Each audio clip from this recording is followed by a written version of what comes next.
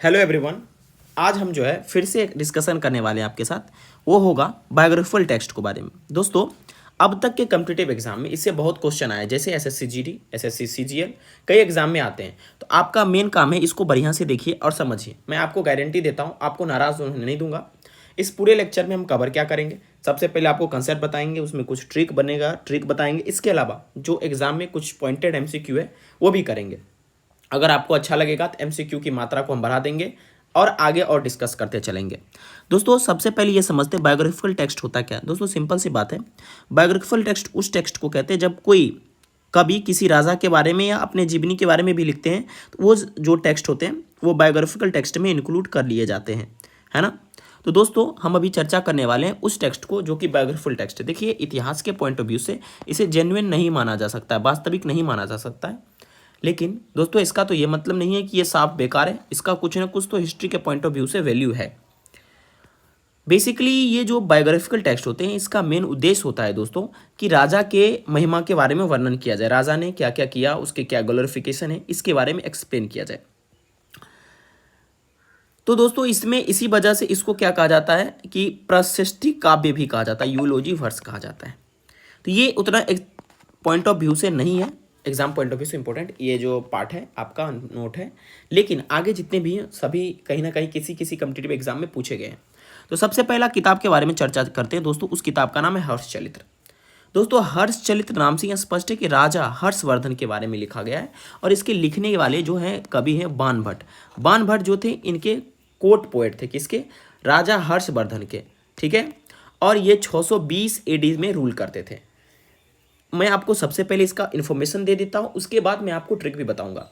और ये दोस्तों जो है पहला अवेलेबल बायोग्राफिकल टेक्स्ट है भारत में। ये मतलब संस्कृत भाषा में लिखा हुआ है। और इसमें 8 चैप्टर्स हैं, 8 उच्छ्वास हैं। जिसमें पहले के जो दोस्तों 3 चैप्टर हैं वो ऑटोबायोग्राफी है, खुद किसका? तो बाणभट्ट के जो लेखक हैं। इसके बाद 5 चैप्टर जो है वो लाइफ स्टोरी बताता है, किसका? हर्षवर्धन के बारे में। यह हालांकि चढ़ा बढ़ा कर लिखा हुआ किताब है, लेकिन ये एक्सलेंट आइडिया देता है उस समय की हर्षवर्धन के राज में क्या चल रहा होगा, कैसा जीवन चल रहा होगा, सामाजिक जीवन। अब याद करने का तरीका क्या है? देखिए दोस्तों, आपको मैं एक बात बता देता हूँ, ये चीज़ें आपको समझने पड़ेंगे। It looks like I don't have your contact details. In It Siri looks like I settings, don't have your tap on my contact details. information Sorry, In दोस्तों। Siri and choose settings, your name from the tap on list. my information चलिए and दोस्तों। choose your name from the list. ओहो, तो दोस्तों हम जो बात कर रहे थे ना, ये हम बात कर रहे थे इस चीज़ को लेकर कि भाई साहब कैसे क्या काम करता है, ठीक है। देखिए, सबसे पहले माफ़ी चाहता हूँ, सीरी पता नहीं कैसे ऑन हो गया। तो दोस्तों यहाँ पर समझना होगा इसके पीछे ट्रिक क्या है। देखिए, हर्षवर्धन जो है ना, हर्षवर्धन, ठीक है, आपको याद रखना पड़ेगा ये कि मतलब हर्ष को ना तीर चलाना बहुत पसंद था, बाण चलाना बहुत पसंद था, ठीक है। तो इससे उसका चरित्र भी बन गया। तो आपको याद रखना होगा हर्ष को क्या चलाना पसंद था? बाण चलाना। तो बाणभट्ट उसके कोर्ट पोएट थे, ठीक है। तो इसमें कई तरह के प्रश्न बन सकते हैं कि भाई हर्ष चरित्र किसने लिखा? तो बाणभट्ट। दूसरा प्रश्न ये बनेगा कि बाणभट्ट किसके कोर्ट पोएट थे? तो हर्षवर्धन। हर्षवर्धन दोस्तों किस वंश से थे? तो वर्धन वंश से। इसके अलावा दोस्तों ये भी पूछ सकता है कि ये हर्ष चरित्र किस भाषा में लिखा गया है? संस्कृत भाषा में। और डीप में जाएगा तो स्टेटमेंट में पूछेगा तो कहेगा हर्ष चरित्र में कितने चैप्टर्स हैं? तो 8 चैप्टर्स हैं। इतना नहीं पूछना चाहिए, बाकी आपको इसमें दिक्कत नहीं लेना है। अगला जो किताब है दोस्तों वो गौर बाहो है। गौर बध, यानी गौर नाम का एक राजा है जिसका वध किया था और उसके बारे में किताब लिखा गया था, उसको बोलते हैं गौर बधा। इसके लिखने वाले थे वाकपति राज, ठीक है। इसमें एक राजा है। अच्छा, वाकपति राज कौन थे? ये यशोवर्मन जो राजा थे उनके कोर्ट पोएट थे, है ना। तो आप याद रखिएगा कि आप ऐसे याद रखिएगा। इसका ट्रिक पहले पूरा बता देता हूँ तब ट्रिक बताऊंगा। और ये चंद्र वंश से आते थे और कनुज पर ये शासन करते थे। और ये दोस्तों गौर किंग जो थे उसके वध के बारे में वर्णन है, किस प्रकार से इन्होंने वध किया, है ना। तो आपको याद रखना है कैसे। देखिए, आपको याद रखना है कि दोस्तों ये जो सबसे पहले याद रखना है कि भाई ये यशोवर्मन, ये बर्मना जो है, ध्यान रखिएगा। यश, अगर तुमको यश बढ़ाना है तो ठीक है, तो तुमको पति बनाना पड़ेगा। यश बढ़ाने के लिए क्या बनाना पड़ेगा? पति बनाना पड़ेगा किसी को। जैसे कोई लड़की है उसको यश बढ़ाना है तो उसको पहले शादी करना पड़ेगा, उसको पति बनाना पड़ेगा। आप ऐसे याद रखिएगा। यश, कोई ऐसा मत सोचना कि मैं गलत कुछ बता रहा हूँ, आपको बस ट्रिक बता रहा हूँ, ठीक है। तो आपसे पूछा जा सकता है कि यशोवर्मन किस राज्य से मतलब किस वंश के राजा थे? तो दोस्तों यशोवर्मन जो थे वो चंद्रा वंश के राजा थे। इसके अलावा कहाँ पर शासन करते थे? कनौज पे। और उनके कोर्ट पोएट कौन थे? वाकपति राज। आई होप आपको ये समझ में दोस्तों आ गया होगा, क्लियर भी हो गया होगा, मैं आशा ये करता हूँ। अब उसके बाद दोस्तों एक और लेखक हुए जिनका नाम है पद्मगुप्त परिमल, जिन्होंने लिखा नवा शशांका चरित्र। ये दोस्तों वाकपति मुंज नाम के एक राजा थे जो परमार वंश के थे और मालवा पे शासन करते थे। किस वंश थे? परमार वंश। ये बहुत इंपॉर्टेंट है, परमारा, ठीक है दोस्तों। और ये मालवा पे शासन करते थे। मालवा किस क्षेत्र में, हमें बताइए। इसके अलावा दोस्तों इनके कोर्ट पॉइंट कौन थे? तो पद्मगुप्त परिमल, है ना। और ये वाकपति मुंज जो है ये इनके बारे में वर्णन करते हैं, तो याद रखना पड़ेगा आपको, ठीक है, कि वाकपति मुंज नाम है इसका, ठीक है। तो यहाँ पर भी पति आ गया, है ना, वहाँ पर भी पति है, तो कैसे याद रखिएगा? तो दोस्तों देखिए, पद्मावती को पति बहुत प्यारा था, तो पद्मगुप्त है, तो उसी तरह से पति आपको याद रखना, आराम से याद हो जाएगा, नहीं तो आप डायरेक्ट याद कर सकते हैं, कोई बड़ी बात इसमें नहीं है दोस्तों। कन्फ्यूजन नहीं लेना, बार बार आप पढ़ेंगे, MCQ करेंगे तो आई थिंक आपको दिमाग में क्लिक कर ही जाएगा। उसके बाद दोस्तों एक और किताब है भोज प्रबंध, जिसको लिखा है बल्लाल ने, है ना। और दोस्तों ये लाइफ स्टोरी किसके बारे में? भोज राजा जो भोज थे उनके लाइफ स्टोरी के बारे में वर्णन है। और ये भी परमार वंश से ही आते थे। किस वंश से दोस्तों आते थे? ये भी परमार वंश से ही आते थे और ये भी मालवा पे शासन करते थे। क्लियर है बात? तो याद रखिएगा, कैसे याद रखिएगा आपको, ठीक है। तो यहाँ तो भोज प्रबंध नाम ही है, तो राजा भोज के बारे में वर्णन है और बल्लाल देव को राजा भोज ने भोज खाने बुलाया, तो ये से याद रखिएगा।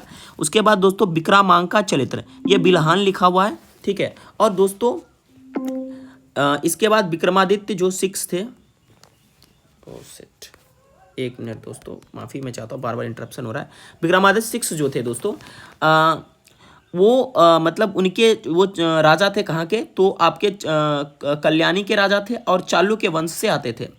तो इसके बारे में वर्णन है किस चीज़ में? तो इस विक्रमांका चरित्र में, और वो कैसे कल्याणी की गद्दी पे आए इसके बारे में एक्सप्लेन पूरा इसमें किया गया है, ठीक है। तो आपको याद रखना पड़ेगा, ये ऐसे ही याद रखना पड़ेगा, इसके लिए कोई ट्रिक वगैरह नहीं बताएंगे, ठीक है। आगे चर्चा हम करते हैं दोस्तों। अब आगे जो बात कर रहे हैं आपसे वो है दोस्तों एक ये सबसे इंपॉर्टेंट है, इस पे एग्जाम में SSC GD में क्वेश्चन पूछा गया है 2021 में, ठीक है। संध्याकर नंदिन जो है इन्होंने एक किताब लिखा था जिसका नाम था रामचरित्र, जो बेसिकली पाल वंश के इतिहास के बारे में वर्णन है, यानी पाल वंश के जो भी राजा हैं उनके इतिहास के बारे में वर्णन है। किसमें? तो रामचरित्र में, जो लिखा किया गया था किसके द्वारा? संध्याकर नंदिन का। नंदिन अपने आप को कहते थे भाई हम इस कलयुग के वाल्मीकि हैं, हमको ऐसे वैसे मत समझो, हमको ऐसे वैसे मत समझना, हम इस कलयुग के क्या हैं? वाल्मीकि हैं। तो कौन बोला करते थे अपने आप को? नंदिन महाराज, संध्याकर नंदिन, ठीक है। तो अब आप ऐसे याद रखिएगा, नंदिन, नंदी से याद रखिएगा, नंदिन से रखिएगा नंदी, ठीक है। आप नंदी याद रखिएगा और उसको पाला करते थे, ठीक है। भगवान शंकर नंदी को पाला करते थे। और इसके अलावा दोस्तों जो रामपाल जो थे ना, वो आपके रामपाल जो थे आपके उनके ये दरबार में थे संध्याकर नंदी, ठीक है। और रामपाल भी पाल वंश के ही कौन थे? शासक थे, ठीक है दोस्तों। और बेसिकली ये जो है मतलब संध्याकर नंदिन रामचरित कुछ इस तरह से लिखे जिसमें राम के बारे में वर्णन है, राम भगवान के बारे में भी, और रामपाल के बारे में भी वर्णन है, पाल किंग के बारे में। इसीलिए इसको कहा जाता है देवेश्वर राय काव्य, मतलब कि वर्स विद 2 बेसेस, जिसका 2 मीनिंग के साथ लिखा, यानी कुछ किसी भगवान के बारे में कुछ इसके बारे में, दोनों को कंपेयर करके लिखा जाता है, तो उसको हम कहते हैं वर्स विद 2 बेसेस। सिंपल सा बात है, जब कंपेरिजन करके लिखा जाता है किसी चीज़ को, ठीक है। याद रहेगा आपको, तो आप इसको याद कैसे रखिएगा? आपको मैंने ट्रिक भी बताया कि भाई नंदी को कौन पाला करते थे? भगवान शिव, तो पाल वंश से संबंध रखते थे संध्याकर नंदिन, बस इतना ही काफ़ी है, याद रखिएगा। और डीप में भी याद रखिएगा, तो भाई आपको ये भी याद रखना पड़ेगा, रामपाल के मतलब कोर्ट पोएट ये थे, राइट। अब दोस्तों आगे हम चर्चा करते हैं आपके साथ, ठीक है। अब अगला जो दोस्तों है हेमचंद्र। दोस्तों जो हेमचंद्र जो है एक संस्कृत और प्रकृति भाषा में लिखे थे, है ना। कुमार पाल चरित्र, क्या इन्होंने लिखा? कुमार पाल चरित्र इन्होंने लिखा था, ठीक है। ये डिस्क्राइब करता है राजा कुमार पाल के बारे में। ये चालुक्य सोलंकी वंश से थे और अनिलवाड़ा पे राज करते थे। अनिलवाड़ा कहाँ पर है? अनिलवाड़ा कहाँ पर है? आप कमेंट में जाकर देख लीजिए, पता चल जाएगा। ये भी उसी तरह से 2 वर्ष वाला काव्य है और ये कुमारपाल राजा के बारे में वर्णन करता है। इसके अलावा संस्कृत और प्राकृत ग्रामर के बारे में भी ये किताब चर्चा करता है। तो ये कुमारपाल चरित्र जो कि हेमचंद्र लिखे थे, ठीक है, वो आसानी से आपको याद हो जाना चाहिए और ये एग्जाम पॉइंट ऑफ व्यू से भी इंपॉर्टेंट है। दोस्तों एक बात मैं आपको बताना चाहता हूँ, इसको याद कैसे करिएगा। देखिए कुमार को ना हेमा मालिनी बहुत पसंद थी, कुमार को क्या क्या पसंद थी, कुमार को हेमा मालिनी बहुत पसंद थी, तो वो अपने यहाँ उसको पालना चाहता था। कुमार पाला हेमचंद्र, याद रखिएगा, ठीक है। और हेमा मालिनी को वो कहा करते थे तुम मेरी चंदा है, तू मेरी सूरज है, इस तरह से याद रखिएगा, आराम से आपको याद हो जाएगा, ठीक है। क्लिक कर जाएगा ब्रेन में, मैंने जो आपको यहाँ पर एक्सप्लेन अभी करा है ना, कोई प्रॉब्लम आपको नहीं होगा इस चीज़ को लेकर। अरे भाई मिट जा, हाँ चलिए आगे चर्चा आपके साथ हम करते हैं दोस्तों। देखिए नेक्स्ट जो हम बात करेंगे आपके साथ वो, एक मिनट दोस्तों, एक मिनट भाई साहब, ये बहुत प्रॉब्लमेटिक वाली बात हो जाती है, कुछ भी हो रहा है इसमें, अपने आप PDF सेव हो रहा है कुछ भी, ठीक है, कोई बात नहीं, वी विल स्टडी नेवरदलेस। देखो जय सिंह सूरी जो थे दोस्तों, जय सिंह सूरी, उन्होंने एक किताब लिखा कुमारपाल भूपाल चरित्र, जिसमें वो कुमारपाल के वर्णन में करते हैं। वो भी चालुक्य के राजा थे और अहिनवारा पे राज करते थे। दोस्तों मैं इस राजा के बारे में इतना चर्चा क्यों नहीं कर रहा हूँ, क्योंकि दोस्तों हम इनके बारे में अलग से डिटेलिंग में पढ़ेंगे, तो ये डजेंट मैटर कि अभी चर्चा करें या ना करें, वीडियो बड़ा करने से कोई फ़ायदा नहीं है, राइट। अब दोस्तों एक किताब लिखा है आनंद भट्ट ने, जिसका नाम है बल्लाल चरित्र, जो कि बल्लाल सेना के बारे में चर्चा करता है। वो सेना रूलर था बंगाल का, याद रखिएगा, आनंद भट्ट, बल्लाल चरित्र, ठीक है। तो बल्लाल देव का दोस्त कौन था, आनंद था, तो ऐसे याद रख सकते, दिमाग में क्लिक कर जाएगा। ये एग्जाम के पॉइंट ऑफ व्यू से क्या बहुत इंपॉर्टेंट नहीं है, लेकिन still we have to study, पढ़ना तो है हमें, है ना। तो आगे हम चर्चा करते हैं दोस्तों। एक चंदर बरदाई कोर्ट पोएट थे भाई पृथ्वीराज तृतीय के। इसके अलावा चंदर बरदाई उनके मित्र भी थे, है ना, किसके, पृथ्वीराज तृतीय का। और पृथ्वीराज तृतीय किस वंश से आते थे, चौहान वंश से आते थे, और साकाम्बरी भरी पे वो राज करते थे, है ना। और इन्होंने चंद्र बरदाई किताब लिखा जिसका नाम था पृथ्वीराज रासो। ये पहला एपिक होगा हिंदी लैंग्वेज का, है ना। और इसमें ये पृथ्वीराज तृतीय के बारे में एक्सप्लेन करते किस प्रकार से उनका लड़ाई हुआ था मोहम्मद गौरी के साथ, है ना। तो इसमें कई सारे MCQ पनप सकते हैं कि भाई चंद्र बरदाई किसके कोर्ट पोएट थे, तो भाई साहब चौहान रूलर पृथ्वीराज का, ठीक है। तो आप ऐसे याद रखिएगा कि दाई जो थी ना, दाई वो पृथ्वीराज पृथ्वीराज तृतीय की दोस्त थी दाई, है ना। तो दाई माने चंद्र बरदाई, ठीक है, लास्ट में दाई आ रहा है ना, आपको याद रखना पड़ेगा। और गौरी बहुत प्रिय था किसको, पृथ्वीराज तृतीय को, तो मोहम्मद गौरी से इनका लड़ाई भी हुआ था, राइट। आप ऐसे याद कर सकते हो, ठीक है। अब आगे एक और इनका कोर्ट पोएट था जिनका नाम है जयंक, क्या नाम है, जयंक। इन्होंने भी लिखा पृथ्वीराज विजय, कौन सी किताब लिखा, पृथ्वीराज विजय, है ना। और ये बतलाता है इनके स्ट्रगल, पृथ्वीराज तृतीय का, चौहान रूलर का, किस तरह से स्ट्रगल करके अपना राज ये बनाए हैं। तो आपको याद रखना पड़ेगा जयंक और चंद्र बरदाई ये दोनों इनके दरबार में पोएट थे, राइट। उसके बाद जयचंद्र जो है एक किताब लिखी जिसका नाम था हमीर काव्य। ये भी डिस्क्राइब करता है लाइफ अकाउंट। हमीर देव एक राजा थे जो चौहान वंश से ये भी आते थे और रणथंभौर पे राज करते थे। चौहान वंश के दो राजा के बारे में चर्चा किए, एक तो हमने चर्चा किया पृथ्वीराज तृतीय के बारे में, और एक अभी चर्चा किए हमीर देव के बारे में, जो जयचंद्र ने इनके बारे में लिखा था।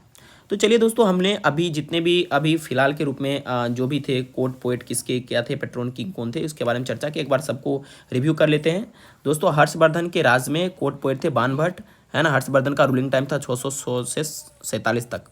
यशोवर्मन इनके कोर्ट पोएट थे वाकपति राज।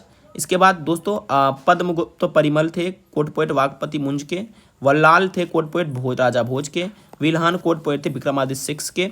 संध्याकर नंदिन, आपको याद है संध्या के समय राम की पूजा होती थी, रामपाल के कोर्ट पोएट थे। हेमचंद्र किसके कोर्ट पोएट थे, कुमारपाल के, है ना। और ये सब किस किस वंश से आते हैं देख भी लीजिएगा। जयसंग सूरी ये कुमारपाल के कोर्ट पोएट थे और ये चालुक्य सोलंकी वंश थे। आनंद भट्ट, आपसे डायरेक्ट क्वेश्चन भी पूछ सकता है कुमारपाल किस वंश थे, तो चालुक्य या सोलंकी वंश से। इसके बाद बलाद सेना, इतना सेना रूलर चंद्र बरदाई थे पृथ्वीराज तृतीय के। जयंक भी थे पृथ्वीराज तृतीय का, दोनों चौहान वंश से। जयचंद्र दोस्तों हमीर देव जो पेट्रोन किंग थे उनके थे और ये वंश थे चौहान वंश के। राजनाथ द्वितीय ये दोस्तों ये कोर्ट पोएट थे अच्युत देव राय के। और उसके बाद जो है 1529 से लेकर 1542 तक इनका राज था, टुलु वंश थे, है ना। तो आई थिंक इनके बारे में मैंने चर्चा किया था क्या आपके साथ, अच्युत देव राय के बारे में चर्चा हमने किया था क्या, I think I don't know कि चर्चा हमने आपके साथ किया था। आगे चर्चा करते हैं, चलिए दोस्तों कोई बात नहीं है, ठीक है। अगर मैंने नहीं भी किया तो अभी हमने चर्चा कर लिया। अब दोस्तों अब अपना टाइम है कि एमसीक्यू कुछ करें, कुछ 4-5 एमसीक्यू करें जो एग्जाम में आया हुआ है, ताकि आपको एहसास हो कि हम सही चीज़ पढ़ रहे हैं, हम गलत चीज़ नहीं पढ़ रहे हैं। Let's do the MCQ. और अगर आपको ये चैनल पसंद है, आप इस चैनल को सब्सक्राइब भी दोस्तों जरूर कर दीजिए, ताकि हम आगे बढ़ सके, ठीक है। और आपकी मदद की ज़रूरत है हमें, ठीक है। चलिए दोस्तों, तो चलिए कुछ क्वेश्चन को करते हैं, है ना। सबसे पहला क्वेश्चन है, हर्षचलित जो है दोस्तों किसके द्वारा लिखा गया था। अभी आपको मैंने बताया हर्षचलित किसने लिखा है, तो दोस्तों बाणभट्ट ने, ठीक है। और ये बाणभट्ट आपका हर्षवर्धन के कोट पोए थे। और कालहाना आपको पता है राज तरंगिणी किसने लिखा, कालहाना, है ना।